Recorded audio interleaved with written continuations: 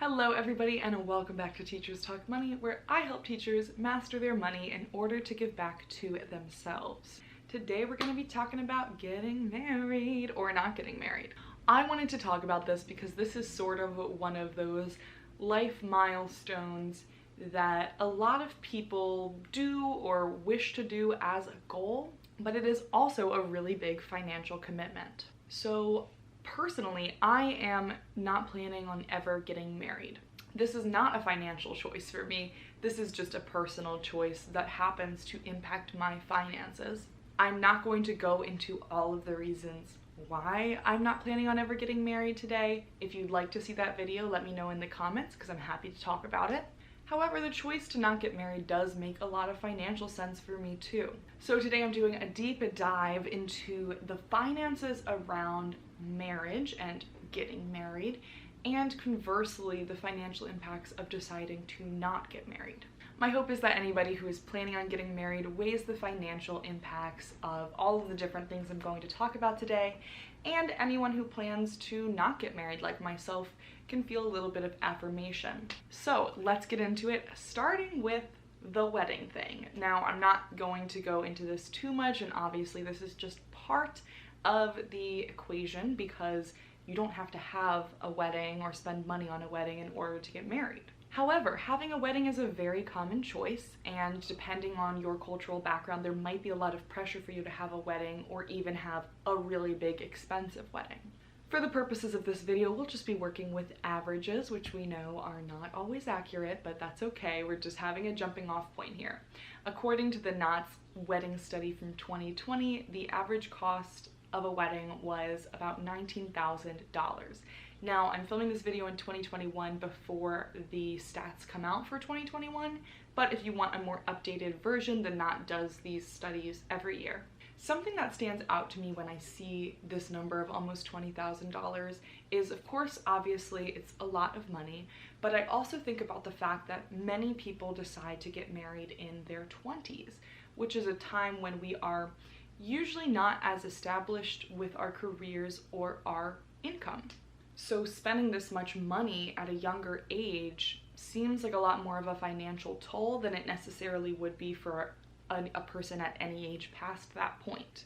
It also makes me think of the opportunity cost of using that money on a wedding versus using it on investments, right? There is a lot of opportunity cost if you were to otherwise invest that money, which for someone like me probably is where that money's going to be going instead of having a wedding.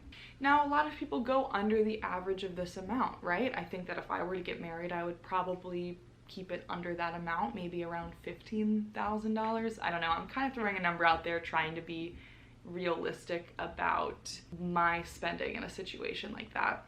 And that amount, or even something closer to the average, isn't out of the realm of possibility for me as somebody with a good financial standing who is with a partner who has a similar financial standing as I do. So if I really wanted a wedding, I could absolutely make that happen, and there's nothing wrong with making that choice over another choice. But putting aside the fact that I don't want a wedding, it does seem a little much to me to spend that much money on a single event, and then I also assume that I would want to spend a lot of money on a honeymoon and things like that.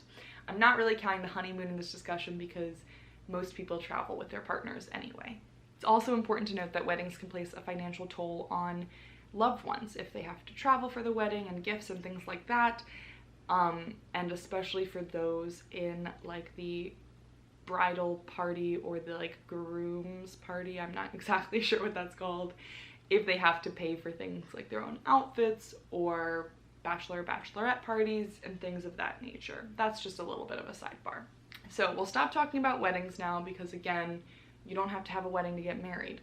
Let's talk about taxes. And this is really something that I think inspired me to make this video, because every time I talk to friends and family about not wanting to get married, a very common response is, well, it saves you money on taxes. That is truly fascinating to me. I find it so interesting that people respond automatically with this note about taxes. This is something that a lot of people in the personal finance world call letting the tail wag the dog, right? You don't want to necessarily make avoiding taxes the thing that makes you make big life decisions. That being said, they're trying to make a point, and they could be right in some cases. However, in my case, getting married would not save me money on taxes. Now, I'm not a tax professional, and I'm not offering tax advice.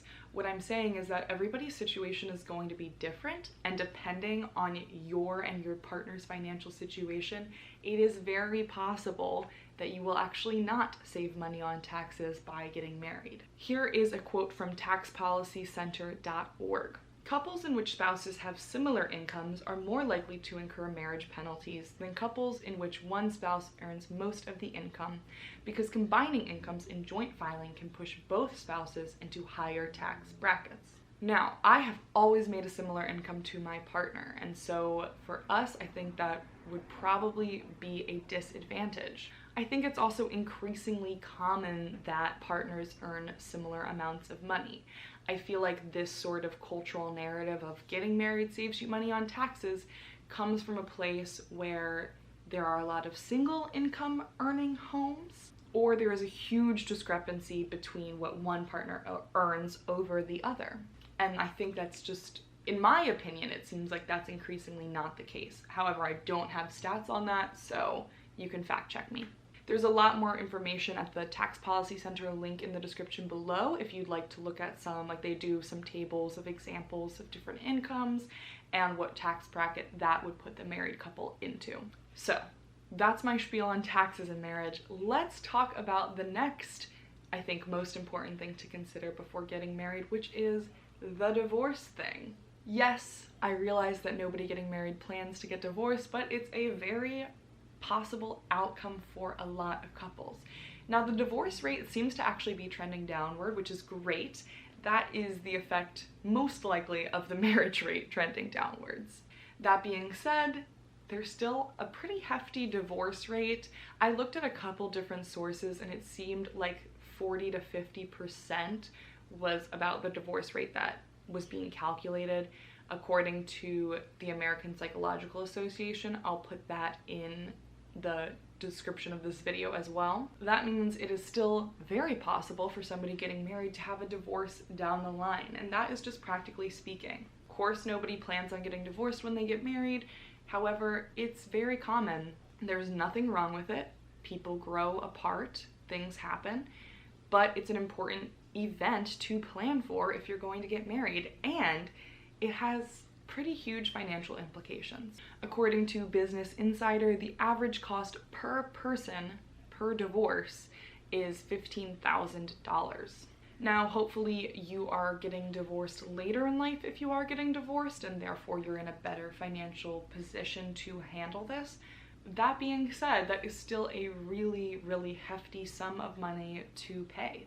Now, looking at these numbers over time, if you count the amount of the wedding and the divorce and potential tax gains or losses that you could have from being married, it's probably not that much over the course of time, which is a good thing. Like, I don't think that these numbers should necessarily prevent anyone from getting married unless you've really done the deep dive and determined that you can't afford a lot of this. So, like I said in the beginning of the video, if you want to get married, you absolutely should, but just make sure that you can afford it and that you're weighing all of the financial implications of getting married. Now, I want to end this video by saying there is one financially adjacent reason that I might potentially get married someday, and that is healthcare. I don't have much to say about that other than the fact that healthcare is insanely expensive, and I plan to retire early, or there could be times when I'm with a partner who is without health insurance. I would still weigh this decision very heavily because I don't particularly want to get married, but that could be a huge financial disadvantage in the long run, and I want to make sure that me and the person that I love have health insurance. So I hope this video was helpful to you. If you're planning on getting married, I hope that you weigh all of the potential financial up and downsides to it. Like I said, getting married does not have to be that expensive of a decision based on what you want to do with your wedding, based on the different tax structures for you and your partner, and based on whether or not you end up getting divorced.